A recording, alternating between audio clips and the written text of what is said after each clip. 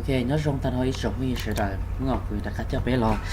cả giờ lúc program SPS Statistics rồi rồi bé học rồi cả giờ khó mới yêu cũng theo chúng ta thôi ạ tất cả có cứ tăngค่า ตา cho nó là này ạ cái tăng ค่า ตา cho không variable view nó là chỉ có một khi có một trong data view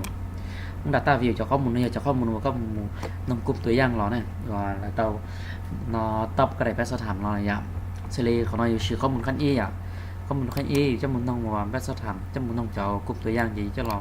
ขีดnóจะตั้งค่าตายจะขีดไล่ถ้าขีดก็จะเอาจะมันขีดไล่หาnóระดับความสมานใช่ผมมองความสมานnóเชื่อใจแต่เนี่ยสิ่งจุดจ้วใจที่เร็วสามารถวิเคราะห์ตัวอย่างได้ใช่ไหมnóแต่ฉันเนี่ยสิ่งจุดgìใจไปในใจกูจะอนุโลมได้อยู่จะวิเคราะห์แต่จะเป็นสถานนั้นเนี่ยสามารถมีระดับความสมานตัวในอย่างเราขอเตียยหนึ่งขีดเจอสิ่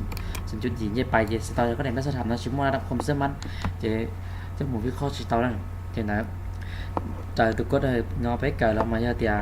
có gì chủ của tao bé trong spam nó cho một thức shopได้อย่างchỉ cho một quan hạค่าระดับคนสมัครใช้ผลต่อว่า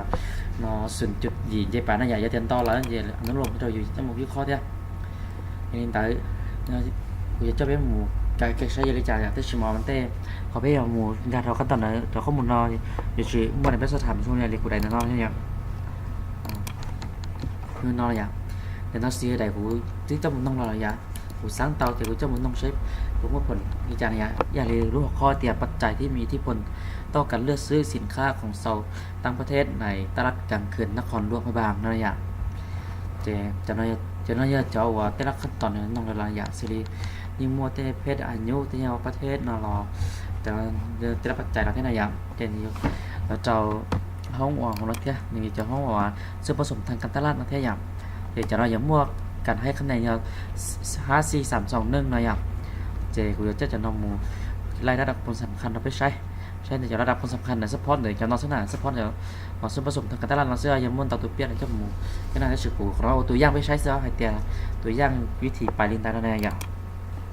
ก็มันต่อแล้วเขา analyze นะอย่างอย่างกี่แล้วจะเขาหุ้นสเกลนะอย่างจะมันจะเขาreliability นะอย่างจะก็มาเรียนมู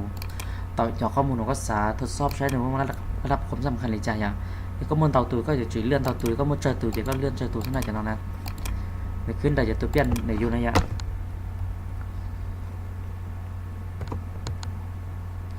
ก็มันต่อกับตาจอก็ต้องการทดสอบมาอย่างchỉ là nó có một trong statistics nào thì có một cái mấtค่านะสมมติอยู่ support thì nóค่า item nó thế dạng scale nó có thì scale if item delete là thế dạng continue thì có chúng sẽ từ model nó thì từ model nó như nhiều hoặc alpha là chỉ có chỉ một ok nó dạng chỉ taoจะตั้งหลังช่วยnó làห้องว่าอยู่ start ห้องนอนนะห้องนอนอย่างเงี้ยจำนวนผู้ตอบไปสอบถามนะจะเป็นเปอร์เซ็นต์20%บริยาเป๊ะ off จะจบเป๊ะอะไรอย่างจะเขาน้อยอย่างห้องว่าระดับผมเชื่อมั่นในอยู่นั่นเองแต่ได้ไปสถานเราใช้ตัวเตาสิริเขาว่าเราชอบแต่คอนพาสอัลฟาเราใช้เตาแต่ตัวรุ่มเป็นเราใช้เตาตัวจี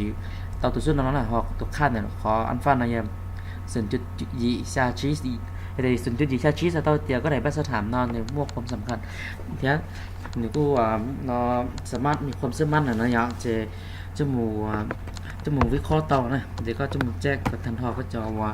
สมมติเดียวก็จะไปสอบถามก็กลุ่มประสบการณ์เนี่ยเป๊ะปัวหนึ่งกับเป๊ะเร่งวอกเราจะเล่าปัวเร่งวอกนั่นจีก็จะแจ้งเต่าเนี่ยเจมแต่ในตอนนั้นเราจะเป็นคนใช้ตัวเสื้อเดียแต่ถออยู่ชีวิเคราะห์โปรแกรมนั่นอยู่ชีเสื้อชีเตชีเอเซลเสื้อไล่ลิจาร์เนี่ยตัวเสื้อเดียวช่วงนี้แต่ตอนนั้นตัวเสื้อแต่ตัวอัลฟาไปเท่าไปดีน้อยอ่ะเจเราจะขอน้อยขอว่าอธิบายตัวค่าอัลฟาเนี่ยขอน้อยค่าตัวเอ็นตัวเอสกำลังสองหนึ่งนะที่อย่างจะอยู่อธิบายจากขั้นตอนของเรานะเจ้าเขาเนี่ยเขาเปียเดียวคือจะหนึ่งตัวค่าอัลฟาที่จะหนึ่งเท่าสิ่งที่จะซื้อหนึ่งเปริจาในสิ่งดองงานนัชชีนเราซื้ออย่างพอสิ่งจุดจีนเราดองงานนัชชีอยู่เชื่อดองงานนัชชีนะอย่างเดี๋ยวนี่เหมือนเด็กแต่ขอโทษนะจะลูกน้องกูแคมจีนเราซื้ออย่างที่ชมว่าเชื่อเราที่เจ๋งจะติดของน้องเราเข้ามาเนี่ยจากการจะไปหลอกกันจะการวิเคราะห์มาหา correlation อะไรอย่างปัญหา correlation จะน้อยอย่างผมจะไปเราวิเคราะห์จากน้อยที่นั่นวันนี้จะไปหมู่เกสจะปัญหาวันเวอนว่าที่ไหนอย่างนี่แต่ลูกน้องกู